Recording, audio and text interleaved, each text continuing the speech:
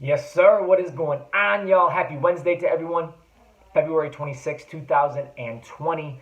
And welcome to Coob's Corner number 6. Hope y'all are having a great day. A lot of productivity on this side. Great coaching, conversation, editing of videos, podcasts, downtime. So a lot of good stuff going on today. I hope you guys can say the same about your day. And I'm really looking forward to this episode because I think it's going to bring a lot of value, a lot of phenomenal thinking points for sure that you can kind of go into the evening with and mull over a little bit as you go or whenever you choose to view this thing. But I got 3 things I want to hit on. One from a book, one from a podcast, and one from a conversation that I had today with some coworkers or some people that I work with. So some really cool stuff. So the first thing, coming from a book called Radical Candor. A really good book. Would highly recommend picking this thing up. Leadership, development, growth, what have you, workplace environments. I think you guys can see a theme with the stuff that I choose to read, at least at this point in time in my life. But the quote and the idea is this: the quality of your leadership or the quality of your communication comes and stems from the other person's ear, not your mouth. So how you communicate doesn't depend on how you think you're expressing things or how things are coming across from your own perspective. No, it's all about the other person when it comes to communication. Because a lot of time, what do we hear? Oh, I told him that. Why isn't he doing that? Or I already said that. I don't need to say it twice. Or this, that, or that. Like, no, dude. It doesn't matter what you are saying or how you think you're saying it or how you are communicating it in your own head. All that matters is the other person. Because what if you said it 100 times but they didn't hear you 100 times? Or what if you think you came with some substance and some bravado and the other person's looking back at you with these eyes like, yo, what are you saying? That's some bullshit or whatever. Like, so again, it doesn't matter what you say, or not necessarily it doesn't matter what you say, but it doesn't matter how you think you're saying something or expressing something. How is the other person taking it? Are they taking the emotion without the substance? Are they taking the substance without the emotion? You have to know who you're talking to, the substance, the environment, and the demographic. Like, there's so many things that come into play. So when you're communicating, you have to think about, who are you talking to? How are you talking to them? Who are they? Where are they from? What's their, like, again, I don't mean to think that it has to be too specific, but at the same time, like, you have to have the social and the self-awareness to understand, like, yo, it's not about you. It's not about you. Just like what I'm talking right now, like, maybe you're not getting this thing or this vibe because of how, like, okay, but I'm aware of that in the back of my mind, and I'm trying to do my best to communicate that and get this message across through my different communication tactics and methods. It's the same thing no matter where we're at. We're coaching, we're teaching, we're parenting, we have a friend. It doesn't matter. It doesn't matter about you. It doesn't matter your perspective. What matters is their perspective of how they are taking to the ideas and the things that you're trying to get across. So I thought that was really cool, especially when it comes to communication and taking on that perspective when we're kind of having these things or doing these things. If you can do that, I think communication is going to be a little bit easier for you, and you're going to be able to relate and connect to people more as a result of that perspective. So pretty cool one right there.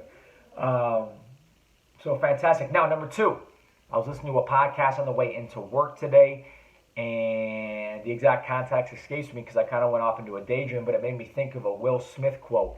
And when it comes to that context and the situation he was talking about or whatever, I don't remember that exactly either, but the general idea of what he was saying was this, and it really hit me on that drive, and I kind of thought about it all morning, was when it comes to relationships, and I think he was talking in specific about him and his wife.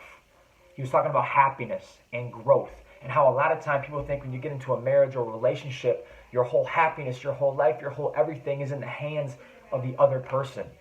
Your happiness stems and is solely reliant on another person. And he said, no, that's not it. That's not the idea. We are responsible for our own happiness first as an individual. I have to be comfortable with myself. I have to know who I am, what makes me happy, how I can go about my business, to be fully myself first. So then when I get into this relationship or I'm with my spouse or we're having kids or whatever, now we can fully come together as one now as a result of being better individually. And if we can get there as people individually, then when we come together, boom, we are off and running.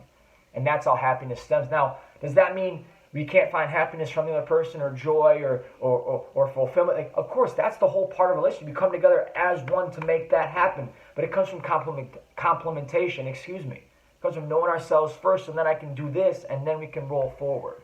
But if you just think everything's going to come from somebody else or something else or what have, like, no, it has to be on you first. It has to start there. And once we start to realize that stuff, our relationships are going to get better, our life is going to get better, our jobs are going to get better. Everything is going to get better if we can learn to do it first ourselves. The happiness stems there. And when he said that, it smacked me in the face. I'm still trying to work my way through it. I got to go back and maybe listen to the whole conversation or the context of why he was saying that to wrap my head around a little bit more. But it really hit me hard, and it kind of smacked me in the face, and I was thinking about it all morning. So pretty cool in there from Will Smith. Like that guy a lot. I think he's a phenomenal thinker. He works his butt off, so he does a lot. He challenges himself. He's to see things from all these it's just a home run to me whenever he speaks, because he's clearly thought about it before, and that's what I'm trying to do with this thing. So I think it's pretty cool. And then lastly, in a conversation I had with the two dudes at work today, phenomenal thing, about an hour and a half, 2 hours, we were just sitting there spitting, talking, losing track of time, and somehow the idea of music came up, and how you relate to music and why you relate to a certain genre or artist or whatnot, whether it's hip-hop or rap or country or pop or R&B or jazz, whatever. Why do you gravitate towards the music that you do? And one of the cats I was sitting with said, I love rap or hip-hop when I'm working out. I can kind of go to my dark place. I can let it ride, what have you. That's what I need to kind of consume myself with when I'm working out. And I thought, that's interesting. And I asked him why. Why is that style of music passionate, or why does it kind of bring that out in you when it comes to working out? And he said, I never really thought about that. So I said, okay, let's break it down into two things. Is it the passion that they're expressing their words with, so the emotion behind it and the passion, or is it the actual words and the story that they're telling? And he said, for me, actually, it's both. It's the way they're coming, the confidence that they have when they're saying it, and it's also the words that they're spitting as well. And I thought that was so cool, because I think back to connectivity and why we relate to people. Why are we inspired by people? Why this, that, or the other? More times than not, one, I heavily gravitate towards confidence. So when I hear a lot of these hip-hop cats, these rap cats going, the confidence that they are saying this stuff with, the passion, the bravado, the toughness, like, I can't help but get geeked up when I hear certain people spitting some stuff. Like, that's so cool to me, regardless of actually what they're saying. It's more so the belief in what they are saying and how they come with it that I heavily gravitate towards. And I think whether you can find that in country, because he also said, yeah, Chris Stapleton does that for me because of the heart that he sings with, the soul that he sings with, the story kind of behind his words, kind of putting that all into one. Like, I feel him on that too. So again, I think when it comes to not only music, but the reasoning behind why we connect to something or people or certain entities or environments, for me, it's the passion, it's the confidence. I had a chance to go play pickup basketball last night. Haven't done that in a while. Kind of got my competitive drive going, whatever. But the cats that I was playing with, like, these dudes love ball, man. Out there competing, pushing, shoving, like, I live for that stuff. And I think it's because of the confidence that they were playing with and the drive and like that's it. That's the game for me. So I think when it comes to being inspired or being self-aware or whatever, try to understand what drives you and motivates you and gets you going. Is it the passion? Is it the articulation of the words? Is it how it looks or sound? Like, just figure that stuff out, and you're going to be off and running as a result of that. Whether it is music, which I think music runs the world. If we didn't have music, really think about that one. That'd be a situation. That'd be a really interesting world. But I don't know. That stuff kind of got me going this morning. Again, just like the Will Smith had me thinking all day. Once I heard that, kind of in the late afternoon, I've been thinking about it since. So, yeah, hip-hop does that for me, man. The passion, the confidence. So when I hear people just talking in general and they have some belief and drive behind it, not like from a prideful state, but from a confidence thing, and like, man, that stuff's getting me going. So anyways, I digress. I wanted to express that to y'all today. Hopefully you can connect with that and feel that a little bit, hear my passion of what I'm saying, because I believe that stuff. And yeah, man, that's what I got for y'all today. So appreciate you guys tuning in. You got any comments? You want to like this thing, please like it. You want to dislike it, dislike it. You want to diss it in the comments, diss it. You want to like it in the comments. Please, feedback is always welcome. That's how we grow. That's how we get better. And y'all have a fantastic evening, okay? We'll see you guys back here tomorrow.